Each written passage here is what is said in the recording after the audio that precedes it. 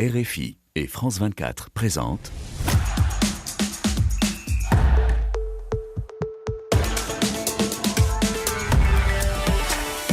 Radio Foot International, le Café des Sports, Hugo Moissonnier. Bonjour à toutes, bonjour à tous, ravi de vous retrouver dans le Café des Sports de Radio Foot International à déguster, à écouter sur RFI, à regarder sur France 24 ou bien sur Facebook. 3 habitués autour de la table et une nouvelle venue ce vendredi. Bonjour Anne Dufort-Cornillier.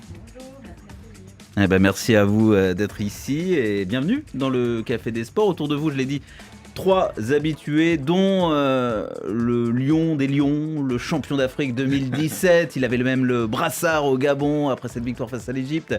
C'est notre vedette à nous, l'une de nos vedettes camerounaises du jour. On va faire des jaloux. Bonjour Benjamin Moukandjo.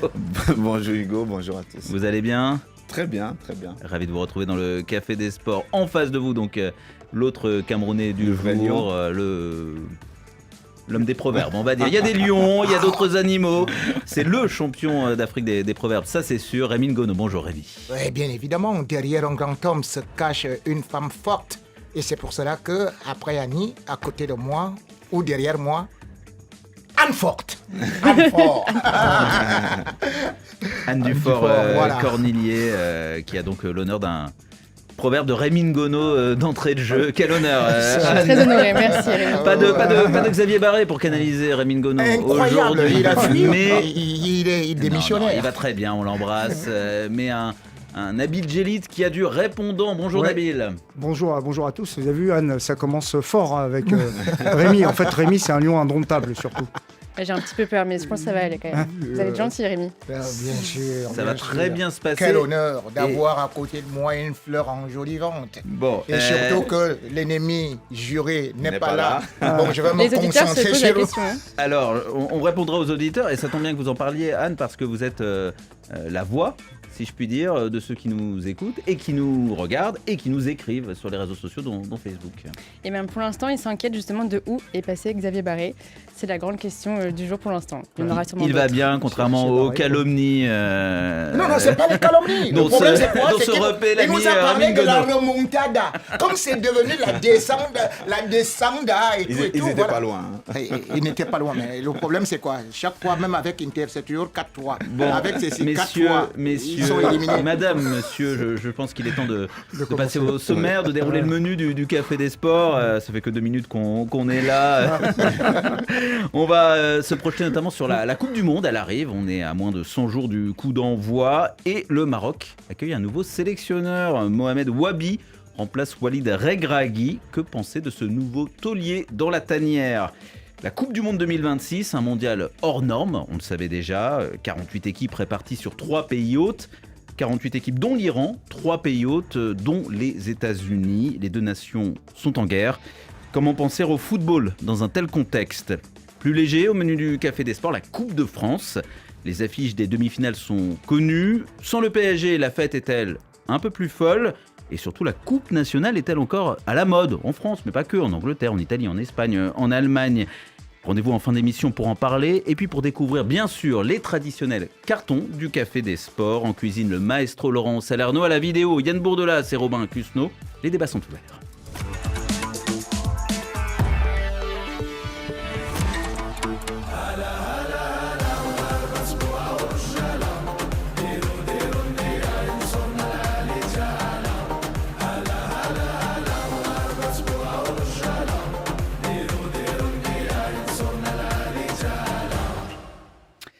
Le coach est parti, vive le coach. Ça tourne dans la tanière des Lions de l'Atlas à 3 mois, un peu moins, de la Coupe du Monde. Demi-finaliste historique en 2022, le Maroc ne sera plus guidé par Walid Regragui. Il a rendu son tablier. C'est Mohamed Wabi, le belgo-marocain, récent champion du monde des moins de 20 ans avec les Lionceaux, qui succède à celui qui avait mené, on le rappelle, les Lions de l'Atlas jusqu'en demi-finale de la Coupe du Monde au Qatar. Il y a 4 ans. Est-il l'homme de la situation, ce Mohamed Wabi? La Fédération royale marocaine a-t-elle fait le bon choix, Benjamin Moukandjo? Pour moi, c'est du 50-50. Oui et non. Oui, parce qu'il a montré quand même avec cette équipe jeune est U20. Je crois qu'il est champion du monde U20. Ouais, c'est ça. Tout à fait. Donc, Une première pour le Maroc. Voilà, une grande première pour le Maroc. Et puis, non seulement au-delà d'avoir été champion du monde, c'est ce que cette équipe a montré pendant la compétition. On a vu du jeu, on a vu une équipe bien organisée, bien soudée. On a vu quelque chose qui nous frappait. Et puis, cette équipe du Maroc est jeune. Donc, forcément, il a eu quelques joueurs qui sont passés dans son équipe avant, de se retrouver avec les A. Donc, pour la plupart de cet effectif, il les connaît quand même. Donc, pour moi, c'était le bon choix s'il fallait faire un choix. Maintenant, non, parce que je pense qu'à 3 mois ou à moins de 3 mois du début d'une compétition, c'est souvent très difficile de faire ce choix-là, de changer. Hein. Peut-être qu'ils auront raison, mais le passé aussi de Regragui montre qu'il était capable encore d'amener cette équipe loin. Il a été demi-finaliste, il a été finaliste de la dernière CAN. Même si beaucoup se sont plaints de la qualité du jeu, avec l'effectif qu'il avait, on attendait beaucoup plus de cette équipe. Mais pendant la CAN, on a vu qu'il y avait une montée en puissance, une montée en régime. Le match contre le Cameroun, ils ont montré quelque chose de différent. Contre le Nigeria. Et puis, bon, la finale, on n'en parle plus parce on a tous vu comment ça s'est terminé. Mais moi, c'est mon avis. Mais maintenant, ils ont décidé de changer. Pour moi, ça ne sera pas forcément un handicap, d'autant plus que cet entraîneur, il a la maîtrise et il connaît très bien la sélection. Alors, c'est vrai que obligatoirement, Nabil Djellit, on compare d'ores et déjà avec Walid Regragui. Effectivement, demi-finale de Coupe du Monde, une finale de CAN, une première depuis plus de 20 ans. C'est passé à une Panenka ratée près du sacre. Mohamed Wabi, vous avez des certitudes sur ce nouveau sélectionneur marocain ? Les certitudes dans le football, c'est rare, le football. Et on l'a vu sur la finale, c'est l'incertitude, justement.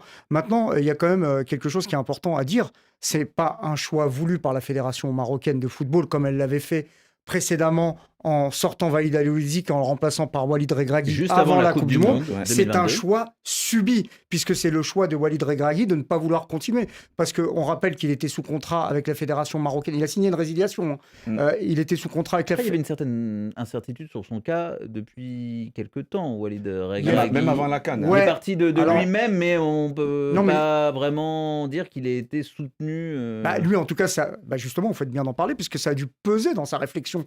Et sa réflexion, c'est à la fin de la Coupe d'Afrique des Nations, c'est oralement de poser sa démission et dire qu'il fallait réfléchir à la suite et que lui estimait qu'il n'avait pas les leviers aujourd'hui nécessaires pour redonner de l'élan à une équipe qui finit sur un trauma. Il faudra voir comment ça va être récupéré, parce qu'il va falloir davantage penser les plaies psychologiquement, parce que footballistiquement, c'est une équipe qui a eu des résultats. Alors, on peut toujours discuter du contenu, de la note artistique, mais moi, tout ce que je vois, c'est que je suis le football africain depuis trop longtemps, je suis le football maghrébin. Un bon coach. Maghrébin. Là, si tu voulais, le football, c'est pas le Brésil 70 à chaque fois. Tu joues contre des blocs bas, tu fais demi-finale d'une Coupe du Monde, alors avec une configuration particulière, et tu arrives en finale de la CAN.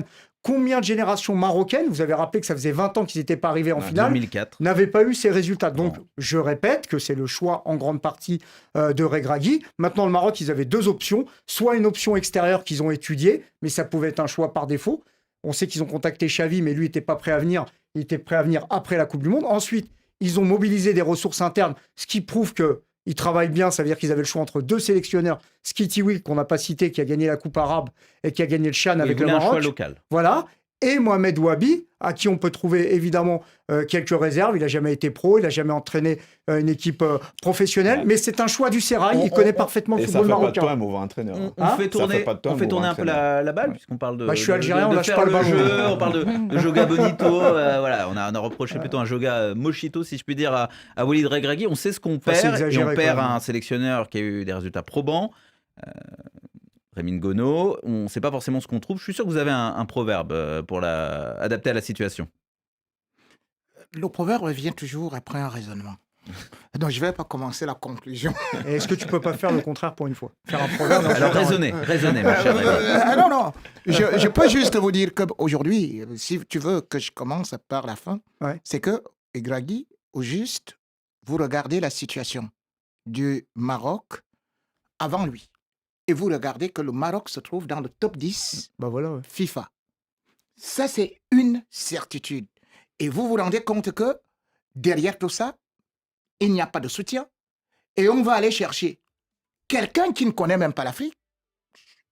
Vous vous rendez compte qui a d'ailleurs échoué avec FC Barcelone, et on parle même de Mourinho et tout. Bref, et il y a donc le proverbe africain, puisque c'est ça que je voulais dire, et que l'un soigne le cheval, l'autre vient pour le monter. Maintenant, Qui a compris dans le chat, s'il vous un plaît? raisonnement s'impose. Le raisonnement, c'était mieux avant. maintenant, C'est une blague ou c'est un proverbe? attendez, Allez, ça peut continue, pas être parce comme si qu'après- on vous dit, je peux après, on va entendre- vous remplacer on va ça lire par les- autre chose. les C'est-à-dire auditeurs. que l'un porte du vin et c'est d'autres qui viennent boire. Enchaînez Rémi. s'il vous plaît. Bon, Tu vois encore un autre vous proverbe êtes, dans le même ça va, sens. ça vous va. êtes dans Voilà. l'expectative et dans l'incertitude par rapport à Wabi.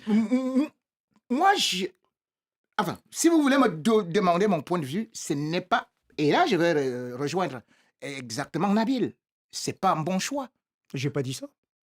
Bon, moi, Bon, je vais te on dire, est tu là- as dit on est là- qu'il on est là n'a pour jamais prendre des positions, été donc y a pas de professionnel. problème. J'ai expliqué Donc- pourquoi on était donc, arrivé à ce si on n'est choix-là. pas professionnel, moi je vois ça aujourd'hui. Je vois des entraîneurs qui n'ont pas été sur le plan professionnel et qui ont souvent beaucoup échoué. C'est-à-dire aujourd'hui, Regragui était quelqu'un qui était trop connu, même en club, et qui a remporté, même au Qatar, qui a fait le tour avant de venir là. Il avait une certaine expérience. Mais celui-ci, ce n'est même pas lui qu'on attendait. C'est lui. C'est-à-dire Vous que pensez que c'est un second choix? C'est un choix par défaut. oui, Un choix par défaut. c'est lui qui devait être là. Parce qu'au moins, celui-là, il connaissait ce groupe-là. Il a travaillé avec ce groupe-là. Il avait déjà commencé à travailler ce groupe-là. Sauf que qu'est-ce qu'on lui dit? On lui dit, en fait, tu es là pour la transition. Voilà. Parce qu'après, on viendra avec quelqu'un d'autre. Lui, il se dit, mais je ne suis pas là uniquement pour la Coupe du Monde 2026. Et après, vous allez prendre des Européens, vous allez prendre ceci et cela. Mieux, je vous laisse faire votre affaire. Rémi, vous avez déjà donné 2 proverbes, donc on peut faire tourner la balle et Allez, la allez, parole. Allez-y. à Anne Dufort-Cornigné qui va se faire le relais, je pense, de nos auditeurs, de nos internautes. Eh bien, pour l'instant, il n'y avait pas trop d'avis sur le nouveau sélectionneur, à part que ça serait un mauvais choix, mais ils expliquent pourquoi exactement par rapport à son profil. C'est plutôt, ils regrettent pour certains que Regragui soit Regragui parti et qu'en fait, c'est juste l'effet boomerang de ce que, comme vous l'avez dit, de la finale contre le Sénégal qui a vraiment fait tout chavirer. Ils regrettent quand même parce que c'était quand même un sélectionneur qui connaissait son banc et qui avait fait déjà de la route avec lui. Donc pour l'instant, c'est plutôt un regret. Et une unanimité autour c'est ça, de c'est ça, cette c'est- table par rapport au bilan de Regragui plutôt positif et Ouais. également chez le public du Café des Sports. C'est Benjamin surtout ça Mkonjo. qui est impressionnant dans le monde du foot. Parce que moi, je me rappelle, j'ai été au Maroc pendant la CAN. Hein, On s'est vu à la finale, d'ailleurs. On s'est vu d'ailleurs.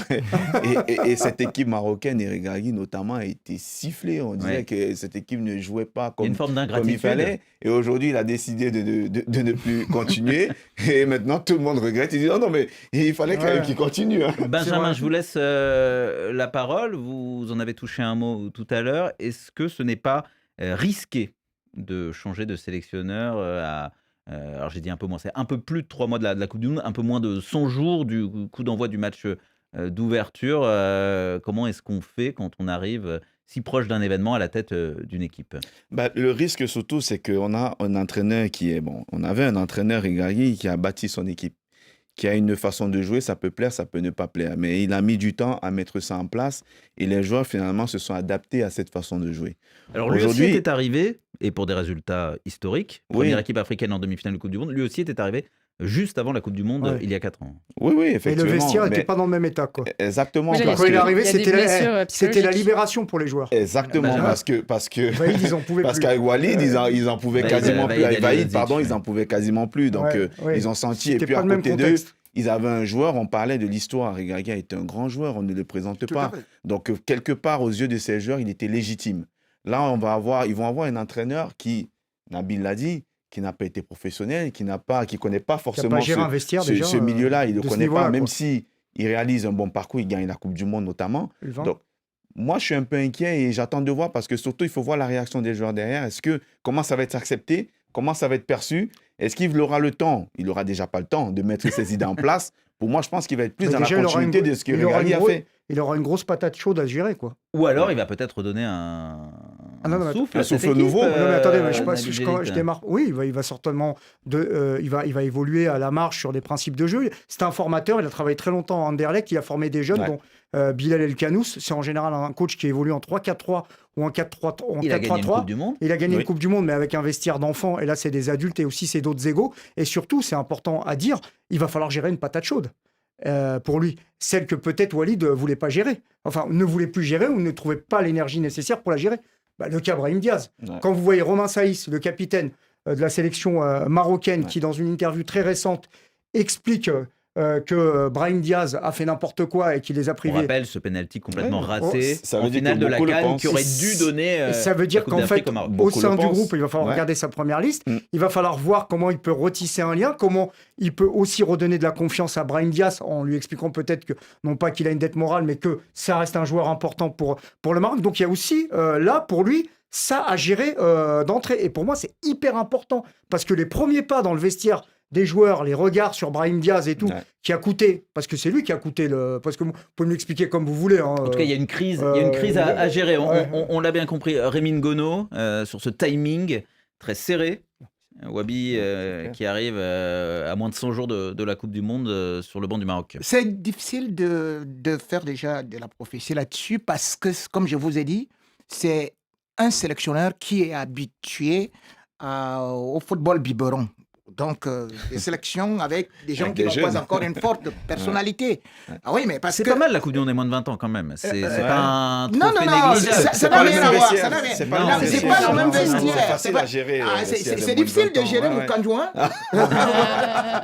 Non, mais mais ça par veut dire exemple, pas- par exemple, non, donc, ça veut pas quand dire vous qu'on minimise essayez- ce qu'il a fait, mais Quand on essaie de regarder ça aujourd'hui, parce que vous voyez, Regragui, lui, il avait cet avantage-là, c'est-à-dire que c'est quelqu'un qui connaissait les missions commando. Et d'ailleurs, c'est pour ça que je dis que c'est lui, justement aussi, il connaissait les missions commando. La preuve, c'est qu'en 1 an et demi, il a fait pratiquement 3 trophées. Donc, aujourd'hui, l'autre, je ne suis pas convaincu parce qu'il est dans la formation. Et la formation, c'est quoi d'abord? C'est Ah, ça toujours prend du temps. à l'assimilation des leçons. Est-ce que là, maintenant, ça va se passer? Ce sera très compliqué pour moi. Enfin, sauf peut-être comme il a déjà un squelette d'une équipe, il va peut-être faire ça jouer sera la ça continuité. en roue libre, Oui, ce sera oui, dans la de nouveaux joueurs. continuité. Ah bah, Il de faudrait toute des jeunes. Ben oui, En fait, il faudrait plus de jeunes dans l'équipe marocaine, la renouveler pour justement qu'il y ait moins le passif Elle est déjà jeune, hein, psychologique. l'équipe. Hein. Il y a Oui, des- mais est-ce qu'il faut ceux qui ont joué la Coupe du Monde avec lui, la Coupe du Monde du vin? Est-ce Non. qu'il a le Non. temps? Non, mais- il ne Est-ce peut qu'il a pas le mettre... temps? Est-ce qu'il peut en prendre un ou deux éléments? Non, mais Peut-être après, pour il a- le Le il a- problème, c'est que vous avez les U23 qui ont fait également une très bonne compétition, de très bonnes compétitions, qui ont remporté le CHAN. Vous n'allez pas dire que, par exemple, qui ont été d'ailleurs champions. Ah non, la médaille de bronze à Paris pour les Les Jeux JO, Olympiques. les JO, Donc, à Paris en 2024, vous n'allez pas seulement aller prendre les autres que vous avez eu à faire ça. Parce que justement, c'est le problème que le Real Madrid a eu. C'est-à-dire que vous avez pris subitement quelqu'un qui venait là avec des jeunes. Et le premier match, il se fait sortir en Coupe du Roi. Alors là, vous Donc, parlez c'est ça le d'Arbeloa piège. au Real Arbeloa. Madrid. Donc, voilà, en gros, les coachs de jeunes, je résume, ne sont pas forcément faits pour entraîner les seniors, les confirmés. C'est pas il peut forcément avoir des coachs la même jeunes, situation mais qui ont déjà l'expérience. Vous voyez, par exemple, Pep Guardiola. Pep Guardiola était dans un moule et il a dû continuer avec le même Barça. Quand Zidane arrive au Real, il était à côté d'Ancelotti. Mais celui-ci, il a passé son temps avec des gens qu'il fallait bien évidemment à qui il fallait donner du Mais Rémi, biberon. il y aura pas. Bon, c'est en football de sélection, il n'y aura pas de révolution puisque la compétition est très rapide. Ouais. Il n'aura très- pas le temps Non, il aura le d'intégrer temps, des jeunes, comme peut-être le comme a disait dit Anne. Anne, aussi, peut-être deux, trois têtes, peut-être en charnière centrale, c'est là où on avait repéré peut-être Saïs, c'est parti, peut-être le poste de numéro 9, il peut très bien utiliser Zabiri qui a signé à Rennes, peut-être qu'il peut y avoir Mehama, il peut y avoir 2-3 nouvelles têtes, mais globalement, Il va pas c'est surtout révolutionner, soigner les têtes Non, mais par avoir un rapport ou à la deux finale, alliés. parce que l'équipe, Dans le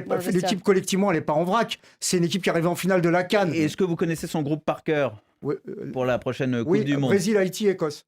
C'est quasiment le remake de 1998. Il manque la Norvège, quoi. La Norvège à la place Et un mauvais d'Haïti. arbitrage aussi qui leur avait coûté Nous cher. étions jeunes, Benjamin, et les autres un petit peu moins. Et Anne était à peine née en Amérique. Donc cet été, sur RFI et France 24, la Coupe du Monde à Une suivre. façon, on était viré, Benjamin. Oui, c'est Tu étais surtout vraiment contre eux, encore hein, c'est pas Benjamin. contre vous.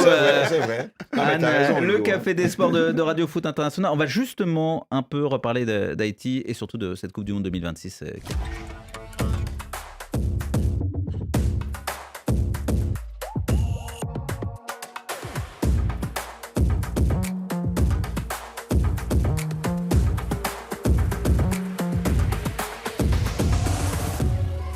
Le problème, quand on parle de ce mondial qui arrive au Canada, aux États-Unis, ça fait un peu partie du problème, et au Mexique, c'est qu'il est difficile de se concentrer uniquement sur le football. Le ballon rond paraît dérisoire. Les États-Unis, je disais, l'un des 3 pays hôtes, sont en guerre avec une des nations participantes depuis un peu moins d'une semaine, à savoir l'Iran. La présence de l'Iran en conséquence à la Coupe du Monde est incertaine désormais. Alors nous, à Radio Foot, dans le Café des Sports, nous sommes censés parler sport, parler tactique, parler ballon, parler terrain, mais il me semble que ce n'est pas simple de se concentrer uniquement sur le foot, sur le sport dans un tel contexte. Et pour les joueurs, c'est évidemment encore plus difficile. On pense aux joueurs de l'équipe d'Iran, aux joueuses également de l'équipe d'Iran, qui ne disputeront pas la Coupe du Monde cet été, mais qui disputent en ce moment leur Coupe d'Asie féminine et qui ont notamment boycotté, si je puis dire, leur hymne national face à la Corée du Sud avant de le chanter à nouveau, après avoir essuyé beaucoup de critiques lors d'un match suivant. On pense aussi à Nufor Cornelia, un joueur haïtien qui va donc normalement disputer la prochaine Coupe du Monde, qui évoluait jusqu'à samedi dans le championnat d'Iran et qui a fui le pays et que RFI a rencontré. Oui, c'est Dukens Nazon. Je pense que vous l'avez déjà vu sur les réseaux ou entendu cette semaine sur RFI. Il nous a raconté comment il s'était échappé d'Iran, parce qu'effectivement, il évoluait au Esteghlal FC. Et donc, nous, on a aussi voulu l'interroger pour savoir comment il se projetait malgré cette situation. Est-ce qu'il arrivait à quand même rêver encore de la Coupe du Monde? Est-ce qu'il pouvait nous parler de cette sélection haïtienne qui revient après 1974? On va l'écouter. C'est un rêve qu'on a accompli avec les coéquipiers et on rentre dans l'histoire aussi bien sûr du pays. Je suis excité, en même temps pas angoissé, mais je suis pressé de la faire. Est-ce qu'il y a des joueurs en particulier que vous avez hâte d'affronter? McTominay, j'aimerais bien voir ce que ça donne en face à face. Tous les joueurs du Maroc, les enfants ils sont marocains aussi à moitié. Et le Brésil, Vinicius, Rafinha, j'aimerais beaucoup. Et Marquinhos, puisque j'avais déjà affronté le Brésil, même si on avait fait une très médiocre prestation. Mais là, j'aimerais bien prendre ma revanche. Et qu'est-ce que serait une Coupe du Monde réussie pour Haïti? Coupe du Monde réussie pour Haïti? Passer les poules, mettre des buts, j'ai bien dit, pas qu'un seul, j'espère. Et passer les poules, ce serait une Coupe du Monde déjà réussie, je pense. Oui, donc il se laisse le doigt très vite, mais effectivement, il était quand même encore très touché par ce qui s'est passé et comment il a dû fuir l'Iran. Oui. C'est forcément des questions encore très lourdes dans les têtes des joueurs. On demande, Benjamin Moukandjo, vous êtes bien placé pour le savoir, vous qui avez soulevé la Coupe d'Afrique des Nations en tant que capitaine du Cameroun. On demande aux joueurs de jouer, pas forcément de s'intéresser à ce qui se passe en dehors, au-delà du périmètre, au-delà du rectangle vert. Mais est-ce que c'est vraiment possible quand on est dans un contexte aussi spécial que celui qui va entourer la prochaine Coupe du Monde? C'est quasiment impossible, d'autant plus que lui, le championnat, du coup, est arrêté. Ça veut dire qu'il cherche un club, oui, il est touché directement par ce qui se passe là-bas dans ce pays. Et d'ailleurs, je suis même inquiet de me dire qu'à un peu plus de 3 mois d'une Coupe du Monde, est-ce qu'il va être prêt à la discuter? Parce que si on reste 3 mois sans jouer, on le sait tous ici autour de la table que c'est très compliqué de revenir derrière. Donc forcément, moi, ça m'inquiète déjà pour lui et notamment pour son pays, parce que c'est un joueur important de sa sélection. Donc il va falloir voir comment est-ce qu'il va retrouver un club. À ce moment, le mercato il est fermé, donc il cherche plus un club pour se maintenir en forme. Et on sait qu'on peut s'entraîner comme on veut tous les jours, ça ne remplacera jamais un match.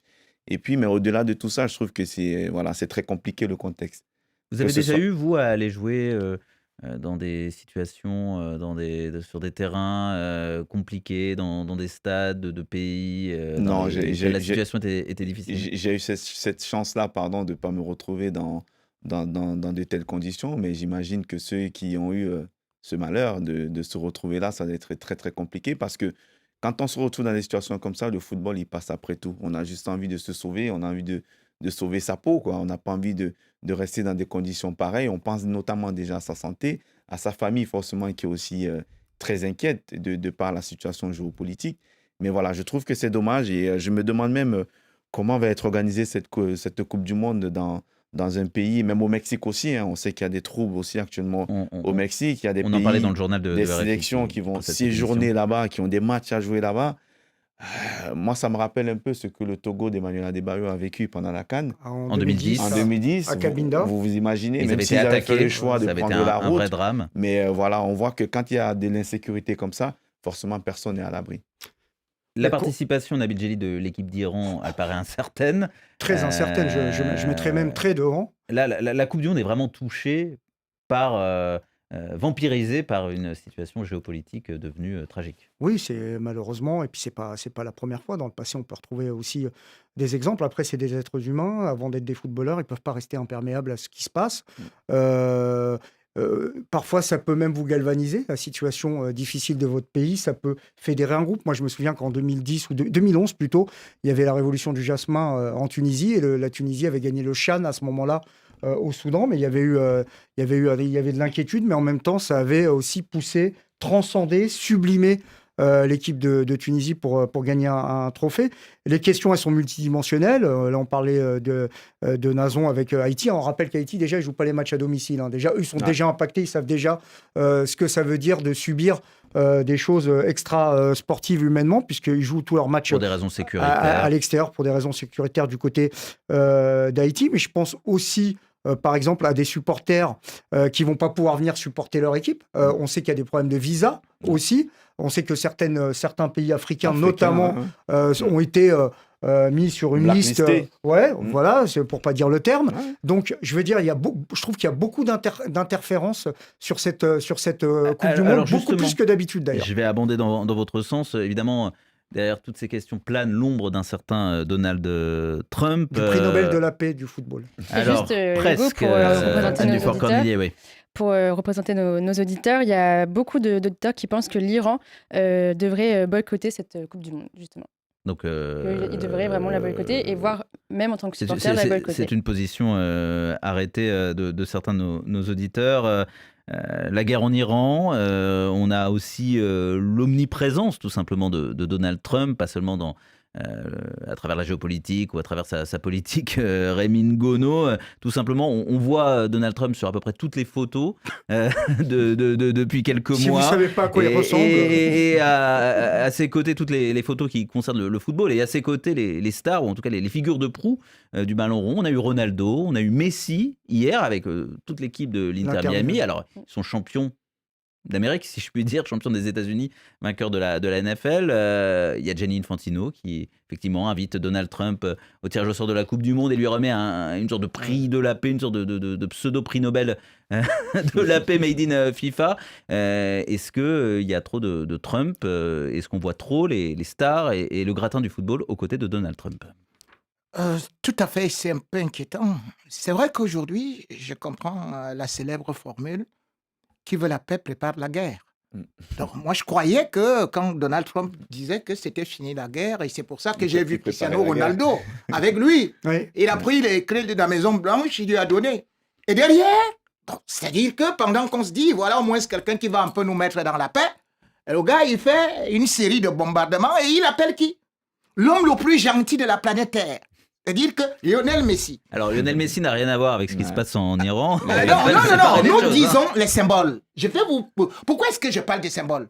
Parce que je vais vous dire, par exemple, qu'il y a des footballeurs qui ont refusé de saluer certains chefs d'État, y compris de Hitler à Mussolini et tout. Pinochet aussi. Et d'ailleurs, Pinochet, tu connais d'ailleurs l'histoire Carlos Casini. Donc, ils ont refusé de saluer ces chefs d'État-là. Mais le problème, ce n'est pas ça. C'est que Donald Trump fait un discours guerrier. On vous dit, le football, c'est la paix.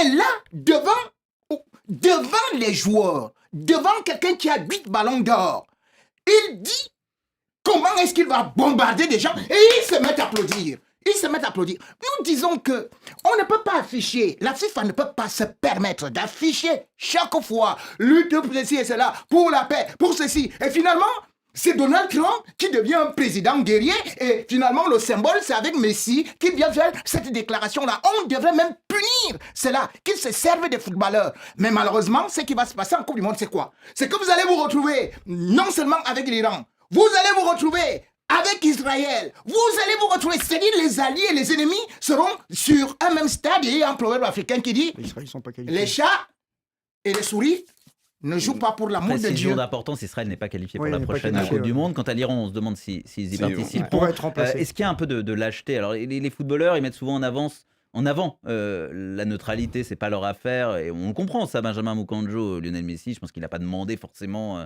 personnellement à être avec Donald Trump. Déjà, il n'a pas été personnellement, il était dans le cadre mais est-ce qu'il n'y a pas une équipe. forme un peu de Ils ont Est-ce que le ils ont monde du applaudi. football n'est pas en train de se laisser vampiriser un petit peu de manière passive par Donald Trump? Oui, après, vous savez, dans le monde du foot, c'est tellement un sport collectif qu'on est, j'ai envie de dire, qu'on est très souvent des suiveurs.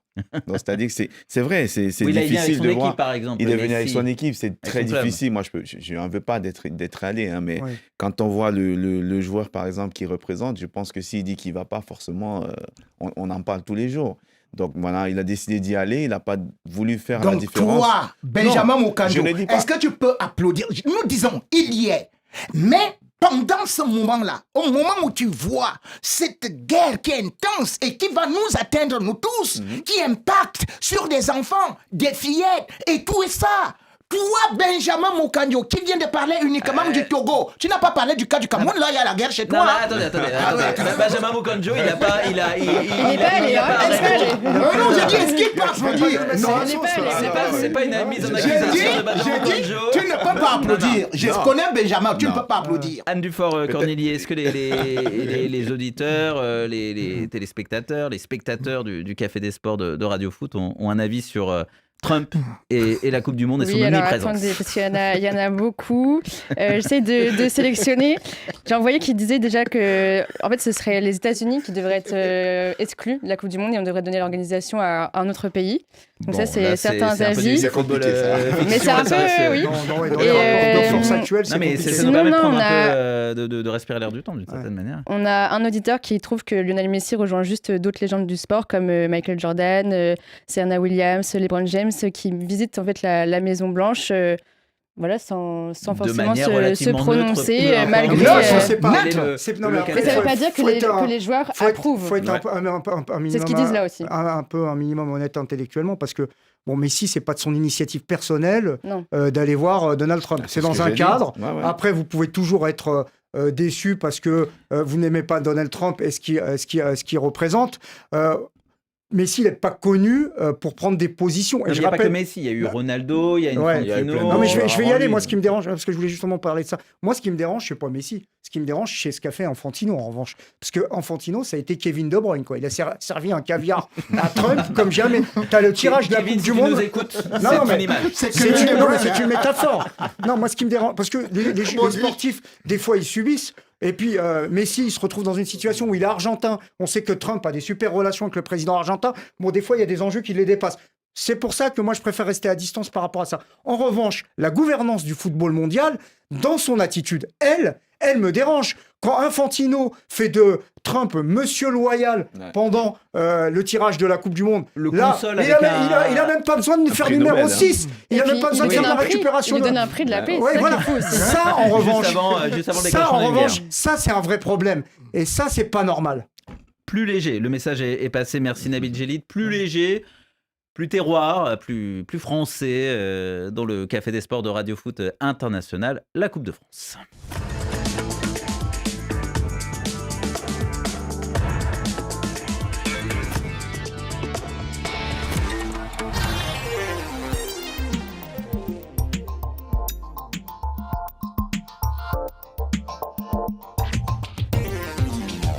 La Coupe de France, c'est Lens qui a validé son billet pour les demi-finales hier. Match spectaculaire face à Lyon de partout, 5 tirs au but à 4, sachant que Lens menait 2-0 à la pause. Toulouse sera l'adversaire des 100 heures en demi-finale. De l'autre côté, Strasbourg-Nice. Rendez-vous le 22 avril pour ces deux rencontres alléchantes, n'est-ce pas, Rémi Ngolo? Pas de PSG cette année dans le dernier carré. C'est le tenant du titre et c'est régulièrement le vainqueur de la Coupe de France depuis 2011 et son rachat par des investisseurs qatariens.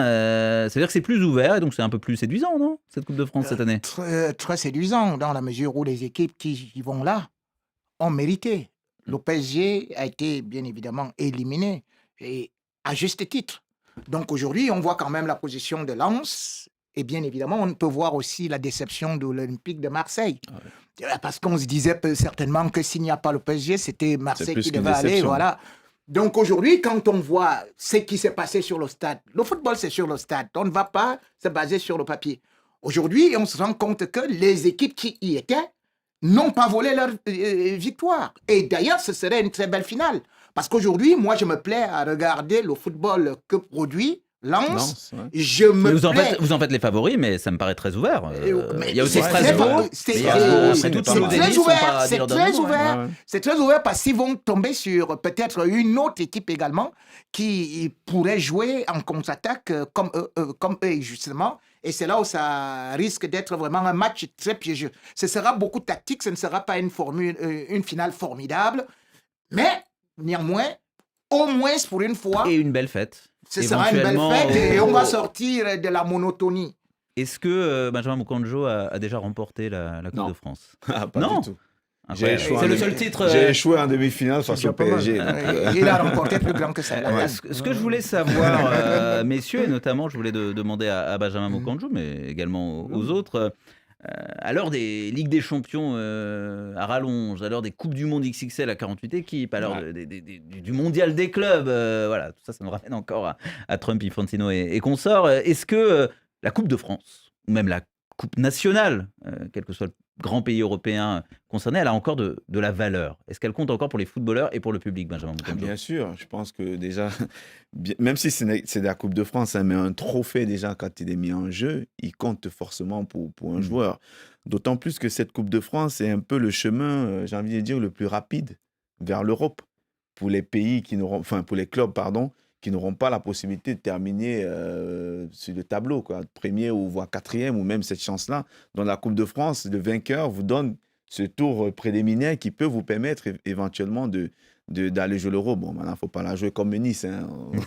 On sait que Nice, ils sont Mais vous souvent... nous dites c'est toujours aussi important. Oui, pour moi, c'est toujours aujourd'hui. important. Oui, pour moi, c'est important. Déjà qu'on a enlevé la Coupe de la Ligue il y a quelques années aujourd'hui, pour moi, qui est aussi une compétition importante, mais la Coupe de France, pour moi, reste un symbole du championnat. Alors, je parle de Coupe de France, Nabil Djellit, mais est-ce que c'est la même situation pour toutes les coupes nationales de tous les grands pays de foot européens? Est-ce que Certains, la Cup, oui. par exemple, on sait qu'elle est prestigieuse, mais la Coupe de France, qu'elle n'est pas en train de perdre un peu du terrain, par exemple? Non, moi je trouve pas qu'elle perd du terrain. Bon, la Cup, déjà, on rappelle que c'est la plus vieille compétition au monde de football, la FA Cup en Angleterre. Donc ça veut dire qu'il y a quand même un attachement viscéral pour les Anglais, mais chez nous aussi en France, et en France plus peut-être que dans d'autres grands pays européens, parce que tout le monde peut jouer la Coupe de France. C'est-à-dire toutes les divisions peuvent jouer la Coupe de France, ce qui n'est pas le cas en Italie, par exemple, ou dans d'autres pays, ou dans des pays, il n'y a que les clubs professionnels. Donc ça veut dire que tout le monde est concerné, tout le monde à un moment dans sa saison va jouer un match de Coupe de France. Voilà. Et puis, c'est des émotions, c'est des épopées, et puis ça prend encore plus, je trouve, de valeur que, comme il y a une hégémonie ces derniers temps, en France, le PSG remporte la Ligue 1. les autres, pour les autres, ça prend encore plus d'importance. C'est le chemin le plus rapide pour aller en Europe, mais c'est aussi le chemin le plus rapide pour gagner un titre, ce qui est de plus en plus difficile en France, puisque le Paris Saint-Germain prend tout. Rémi Ngono, la Coupe nationale a toujours la même valeur, quel que soit le pays. La Coupe de France, je suis désolé, mais si on est en France, c'est compliqué de la regarder maintenant. Il y a très peu de matchs en clair. Oui, mais il y a très peu de matchs en clair pour un spectateur lambda. C'est difficile à voir. On a l'impression qu'elle est plus tout à fait ce qu'elle a été. Et est-ce que la situation est équivalente dans d'autres pays européens? Je voudrais être honnête envers moi-même, puisque la Coupe du Roi, je l'appelle souvent en Espagne la Coupe du village. Donc, et parce que... Ça existait avant les coupes de ville et des foires. Et voilà, donc là, je l'appelle souvent Coupe du village parce que c'est là où Barcelone est toujours très très fort pour les Donc la Coupe remporter. d'Espagne, c'est pas votre truc. Donc pratiquement, vous voyez par exemple, quand on dit Real qui fête aujourd'hui ses 104 ans, mais c'est d'abord quand on dit le plus grand club du monde, et c'est parce qu'il y a des Ligues des Champions, il y a le Mondial des clubs. Donc c'est à partir de là, on ne va pas compter les Coupes du Roi dedans ou les Coupes nationales. Mais néanmoins, comme Benjamin Moukandjo l'a dit, c'est un bon raccourci et ça vous permet non seulement aussi d'être européen, mais surtout, même à la télé, les droits télé, tout ça, de pouvoir faire découvrir même des villes, même pour le tourisme, ça aide beaucoup. Donc d'ailleurs, il y a un proverbe africain qui dit que mieux vaut avoir un oiseau à main qu'une poule qui court dans la cour. Et les auditeurs, le public du Café des Sports de Radio Foot, que pense-t-il des coupes nationales? Eh bien, ils n'ont pas trop donné leur avis sur ça, mais ils sont très confiants pour Lens et ils trouvent que cette saison est magnifique pour l'instant. C'est vrai. Et je partage cet avis. Exceptionnel. Et ça nous fait une passe décisive, puisqu'on est dans le domaine du foot, vers les traditionnels cartons de Radio Foot le vendredi dans le podcast. Carton jaune. Un carton qui sort, un carton jaune. Ouh là là là là, carton rouge. Carton rouge. Dans la confusion. Carton vert. Extraordinaire. Rien à dire. Je n'en dis pas plus, mais il sera question de lance d'ici quelques instants. En attendant, Nabil Djellit, carton vert pour un Sénégalais. Ouais, voilà, ouais, j'ai pas mal hésité, mais comme en plus, je savais que Benjamin Mokonjo était là et qu'il joue, il joue dans le même club que lui, puisqu'il joue du côté de. Enfin, t'es passé par Lorient, voilà, tout simplement. J'ai choisi Bamba Dieng, la renaissance de l'attaquant sénégalais qui a traversé 2 dernières années assez difficiles, le champion d'Afrique, puisqu'il avait été champion d'Afrique avant au Cameroun avec le Sénégal, et qui est le meilleur buteur en Ligue 1 avec Ousmane Dembélé depuis le début de l'année 2026, avec 6 buts. Je rappelle que c'était un joueur qui était indésirable l'été dernier, et aujourd'hui, pour lui, c'est objectif Coupe du Monde avec le Sénégal, donc il va être en concurrence avec Boulaïdia, Habib Diallo et Chérif également. Donc mon carton vert, c'est Bamba Dieng, l'attaquant sénégalais. Et dans un instant, un autre attaquant sénégalais à l'honneur des cartons, mais avant, vos cartons, à vous qui nous regardez et qui nous écoutez. Bonjour le Café des Sports, c'est Diallo Boubacar. Depuis Conakry, je donne aujourd'hui un carton rouge vif à la direction du Real Madrid et son président Florentino Pérez pour sa gestion catastrophique ces dernières années qui va nous coûter une 2e saison blanche. Avec la même forme de l'équipe et nombre de blessures, au risque d'une contre-performance ce soir pour dire adieu à la Liga et une double confrontation face à Manchester City qui sera très très compliquée. Donc fin mars, au risque d'être éliminé de toutes les compétitions que nous jouons. Bon Café des Sports et bon week-end. Bonjour, je suis en Guinée. Aujourd'hui, je donne un carton jaune à FC Barcelone pour leur masterclass face à Atlético Madrid. Voici mon grand, le merengue. Ouais, on salue là-bas, Rémi Ngolo, avec son équipe. Nous sommes là. Voilà. Salut au Café des Sports de RFI, moi c'est Baïma Koumba Diop depuis le Sénégal. Carton rouge à l'Olympique de Marseille pour cette nouvelle élimination en Coupe de France.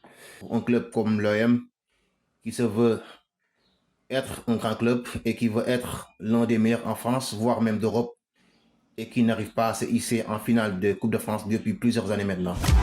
Bonjour Radio Football du Café des Sports, moi c'est Benjamin Baoulé depuis Kara au Togo. Mon carton est tout simplement de couleur verte à Florent Thauvin. Oui, le leader des Lensois. Il est vraiment efficace et il est indispensable à cette équipe.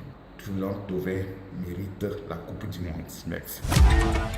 Bonjour Radio Foot International, moi c'est Bruno, je suis un Togolais vivant dans le pays. J'ai un double carton donné aujourd'hui. Le premier, il est vert, adressé à toute l'équipe de la Radio Foot International. Le second, il est jaune pour un grand consultant, M. Rémi Ngono, d'avoir dit que Rakitic n'a jamais gagné la Champions League. Rakitic a gagné la Champions League avec le Barça de Luis Enrique en 2015, M. Rémi Ngono. Et le Squadio depuis Abidjan, Côte d'Ivoire, mon carton, il est rouge. Rouge pour tous les supporters madrilènes. Oui, les Madrid nuls de Rémi Ngono. Depuis le tirage de la Ligue des Champions, ils ne font que pleurer. Ils vont même à dire que l'UEFA est contre eux, que c'est de la triche, que chaque saison, toujours, ils ne font que croiser Manchester City. Et Rémi même va à dire que oui, c'est de la triche. Comme le dit cet adage, quand l'élève échoue à son examen, il trouve que les épreuves sont difficiles. Moi, c'est Nassourdine Mohamed, Comorien vivant en France. J'adresse un double carton vert. Le premier est dédié à Amir Abdou, le sélectionneur franco-comorien qui est nommé à la tête des étalons du Burkina Faso. Le second est pour Stéphano Cousine qui quitte les Comores avec un bilan positif. 24 matchs, 12 victoires, 6 défaites et 6 matchs nuls, toutes compétitions confondues. Bonjour Radio Foot, c'est Emad Badjata depuis le Congo Brazzaville. Carton rouge à Habib Beye, l'entraîneur de l'OM, qui a été éliminé de la même édition de la Coupe de France à 2 reprises sur le même terrain. Donc c'est incroyable. Je sais que vous l'aimez très bien au Café de Sport, mais Rémi Ngono doit trouver un proverbe pour lui. Donc carton rouge à Habib Beye parce que c'est le premier à réaliser ce genre d'exploit. Rémi Ngono, interpellé et fact-checké, c'est comme ça qu'on dit, par les auditeurs et leur carton. Rakitic, vainqueur de la Ligue des Champions en 2015, buteur en finale. Rémi Ngono, vous avez un autre Attaquant sénégalais, il y a eu Bamba Dieng pour Nabil. Vous, c'est Ismaïla Sarr que vous vouliez saluer. Fortement. Parce que là, contre Tottenham... Carton vert, je pense. Carton vert, oui. Contre Tottenham, il marque 2 buts. Et d'ailleurs, 3 même. Un n'est pas valide sur hors-jeu. Mais il livre une prestation XXL où il est élu d'ailleurs homme du match avec 8,8. Aujourd'hui, il est à 12 buts et il est devenu un véritable poison. Ça, c'est... Et surtout, ce qui est intéressant, c'est que Ismaïla Sarr, quand il était à Watford, ils sont en train de rencontrer Tottenham. Et Watford est dernier de Premier League. Et il est au banc. Et subitement, les gens disent, il ne va pas percer en Premier League, il n'a même pas de niveau, même du dernier de Premier League. Aujourd'hui, le voilà qui est au sommet, comme le dit un proverbe africain, la fourmi est petite, mais finit toujours par percer la montagne. Sarr, ancien joueur de l'OM, égratigné l'Olympique de Marseille avec un autre Sénégalais, cette fois comme entraîneur Habib Beye, par nos auditeurs. Et par vous, carton rouge, Benjamin Moukandjo? Oui, carton rouge pour l'OM, pour l'Olympique de Marseille. Notre auditeur a dit tout à l'heure l'élimination en Coupe de France. Moi, je vais aller même plus loin, je vais dire pour l'ensemble de son œuvre depuis le début de la saison. Un entraîneur qui est parti, Habib Beye qui est arrivé, les résultats qui ne suivent pas, un groupe qui est pour moi modifié à chaque fois, saison après saison, on casse, on reconstruit, on recasse. Il manque de la continuité dans cet effectif et notamment des joueurs parfois pas au niveau ou alors qui ne sont pas OM compatibles. J'espère qu'ils finiront de construire cette maison parce que ça fait un moment qu'ils la cassent.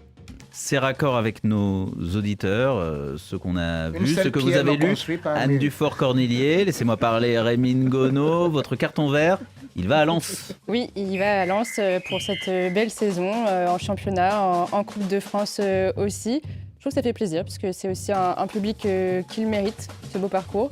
Donc moi honnêtement j'espère qu'ils iront loin en Coupe de France. Et notre auditeur tout à l'heure, il réclamait carrément Florian Thauvin, le héros lensois de la saison en Coupe du Monde. Le carton de l'équipe de Radio Foot adressé à la Confédération africaine de football et il est plutôt rouge. La CAN féminine aurait dû débuter le 17 mars, elle est finalement reportée à l'été prochain, 25 juillet 16 août, un report de dernière minute. Et des incertitudes concernant le pays hôte. Le Maroc va-t-il accueillir la compétition pour la 3e fois d'affilée? Après 2022 et 2025, rien n'est sûr pour l'instant. Déjà annulée à cause du Covid en 2020, la CAN féminine ne semble pas être très bien traitée par les décideurs du foot africain, alors que pourtant l'Afrique du Sud et les Mamelody Sundowns de Patrice Motsepe, le patron de la CAF, sont plutôt de bons élèves en matière de foot féminin sur le continent. On rappelle que 3 pays africains étaient en 8e de finale du mondial féminin en 2023. Un exploit, me semble-t-il, encore inédit chez les hommes. Voilà, donc ça mériterait peut-être d'investir un peu plus. Vous avez l'air d'accord, Benjamin Moukandjo? Complètement. Je me demande même, je pense que c'est même pas que le football africain, le football féminin, pardon, c'est l'ensemble du football africain. Il va falloir revoir beaucoup de choses. Le message est passé. Patrice, si tu nous regardes, si tu nous écoutes, le Café des Sports referme ses portes. Merci Benjamin Moukandjo, Nabil Djellit, Anne Dufort-Cornillier et bien sûr Rémi Ngono. Demain, place à Mondial Sport sur RFI. Rendez-vous 16h10 temps universel pour parler des Jeux paralympiques d'hiver. En attendant, excellente soirée sur RFI comme sur France 24.